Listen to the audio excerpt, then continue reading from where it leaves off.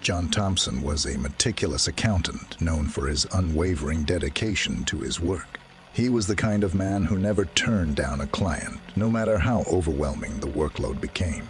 His obsession with numbers and financial statements had consumed him entirely. One fateful day, John received a call from a wealthy businessman named Mr. Blackwood. He needed John to handle his complex finances, promising a hefty fee in return.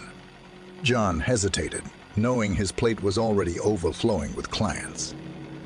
But the allure of the money was too tempting to resist. He agreed to take on Miss Blackwood's accounts. As the weeks turned into months, John found himself drowning in a sea of spreadsheets, tax returns, and ledgers.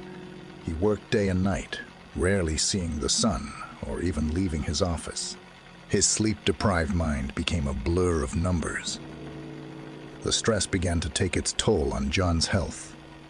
He developed severe insomnia, and his once pristine office now resembled a cluttered war zone.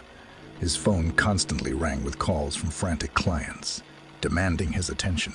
Each day, the weight of his responsibilities grew heavier, like an ever-tightening noose around his neck. One stormy night, as John toiled away in his dimly lit office, he heard a whisper, soft and eerie, like the rustling of papers. "Balance the books, John," it murmured. Startled, John looked around, but there was no one there. He tried to shake off the feeling of dread that had settled over him, but the whisper persisted, growing louder with each passing day. It echoed through the walls of his office, filling his mind with a sense of impending doom. "Balance the books, John." It repeated relentlessly. Unable to bear the torment any longer, John fell into a state of delirium. He couldn't distinguish between reality and his accounting work. He lost track of time, lost himself. His life became an endless cycle of spreadsheets and sleepless nights. One morning, John woke up in a sterile hospital room, his body frail and weak. He realized with a shock that he was an old man now. His once youthful face etched with lines of exhaustion. His hair had turned snow-white, and the room was devoid of any familiar faces.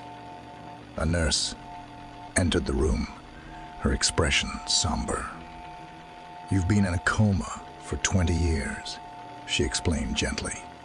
"There were no family or friends to claim you when you fell ill. It's a miracle you woke up at all." Tears welled up in John's eyes as he tried to remember what had happened. It all came rushing back to him. The relentless work, the haunting whispers, the obsession with balancing the books. He had sacrificed his entire life for his career, and now he was alone and forgotten.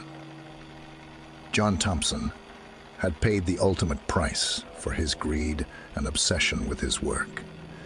He had traded his youth, his happiness, and his relationships for a lifetime of numbers and spreadsheets. As he lay in that sterile hospital room, he realized that no amount of money or success could ever fill the void left by the life he had lost. The horror of his own choices had finally caught up with him, and there was no escaping the consequences.